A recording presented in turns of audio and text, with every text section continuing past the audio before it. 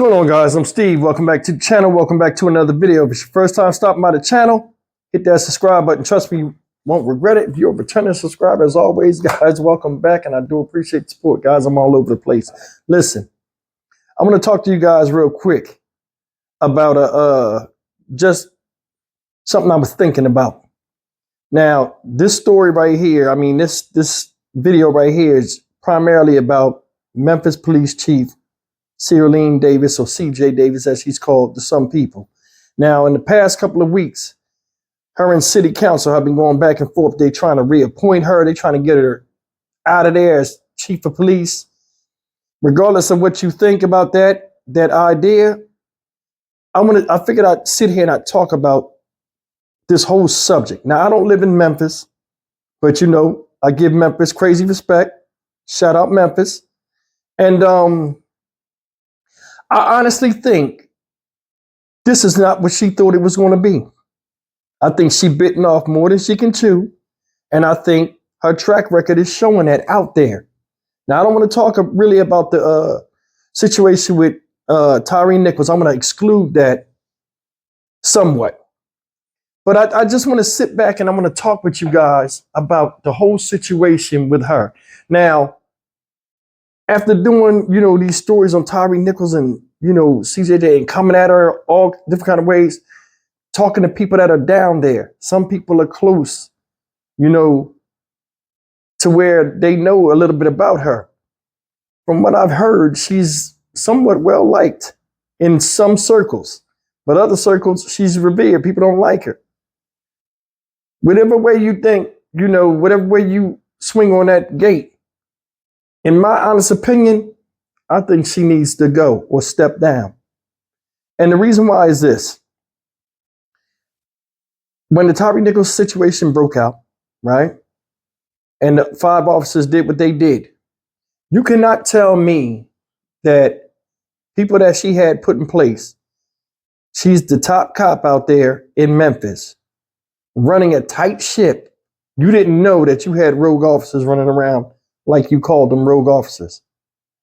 And the reason why I brought that up is because just this past week, 7 more officers have gotten decertified in the city of Memphis. When I was out there in Memphis, you know, I seen a lot of police cars all over the place. Crime is still high out there. I seen a video of a shootout in the gas station, man. It looked like it was anarchy. Now, granted, stuff like this happened all over the place, but they're looking at statistics, the hot spots and stuff like that, and they're coming at her all different kind of ways. Some people are saying, oh, well, she ain't had the position that long. You know, you got to give her a chance and all this other stuff.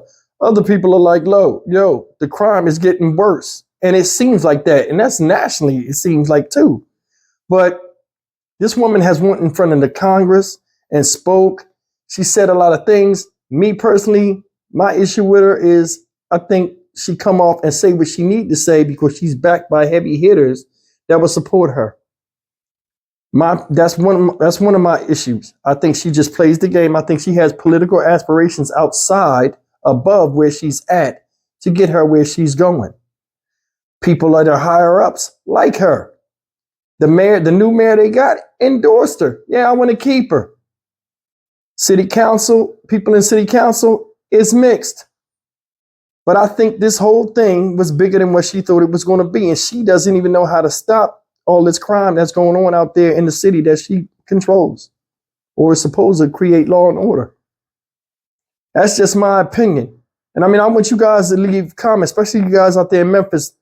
Let a lot of us know what's really going on. Because, I mean, I think this thing is too big for her. And they're talking about, like, you know, I'll play a 2-minute video real quick that I'd seen earlier. And it was talking a little bit about them saying, hey, well, you know, the situation with CJ Davis, you can't keep doing the same things and expect different results. I understand that. But you also got to think about it like this. CJ Davis, to me, you know, she might be a good person. But from a professional standpoint, I don't think she needs to be chief of police because I think certain things she can't handle. Like the situation, like I'm gonna go back with Tyree Nichols. It seems as though, like, you know, like one of my big issues was like, how come you didn't go to the funeral? You spoke directly to the mother and said, hey, mother to mother, I feel your pain and this and that. Yeah, true indeed, the city was mad at the police, but you could have showed a united front with a citizen that has been done wrong by your police force. You could have sat in there and said, hey, you know, that would have been a big statement for you, one black woman to another. Hey, regardless of what you feel about the police, I'm here and I'm standing with you because this should never have happened. You went in front of the Senate and said all this stuff about, oh, black people are being treated unfair with the police. But it seemed like with that Tyree Nichols thing, something that happened in your city that went nationwide, you kind of said what you had to say and then you left and you didn't really deal with the public like that.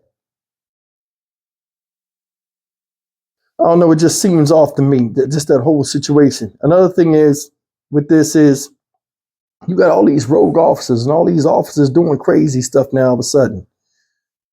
The embarrassment about the protocol, about the Scorpion unit's arrest. They got to let people go. They were probably, real felons. Had to just let them out. All that going back and through the red tape and going back through paperwork and court files when people are unjustly, but all these lawsuits brought up under your watch. Everybody takes account of statistics in a city. I'm sure she does too, because she quotes them when she's in front of city council and stuff. You ain't taking statistics of who's good cops, who's bad cops, and anything. Because one time it seemed like she admitted it. Yeah, well, these good cops, you don't want to do nothing to the good cops. With the bad cops, listen, if you know that, get them out of there. That's the part that I don't understand. This whole thing is like open and shut. I was going to play that video. I'm not going to play that video now. I just thought about it because I'm about to wrap this up. But honestly, guys, leave me a comment. Do you think this job is too big for her? Or is it just Memphis, period? Memphis just out of control to where no matter who they brought in there, it still would be the same thing.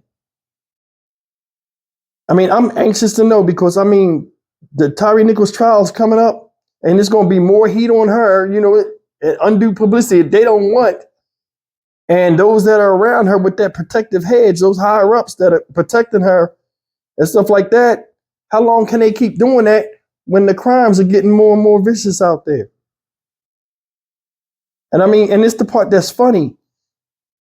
Crimes happen in every city, but she is catching a lot of HELL out there in Memphis by not only the crimes that are just, going out of control, but the citizens that's saying, hey, what are you going to do about it? It's just something to think about, man. Leave me a comment, though. If you out there in Memphis, man, tell all my subscribers or, the people in the comment section, let them know what's going on out there. Because, I'm all the way out here in Texas. From what I see, man, it's like every day something crazy coming up. Rogue police officers. She in the news for the wrong reasons. I don't know, man. I can only imagine the pressure. I'm Stock Market Steve for the Dynamic Reason channel. As always, like, comment, share, and subscribe. I'm losing my voice. I'll see you guys in the next video. Take care.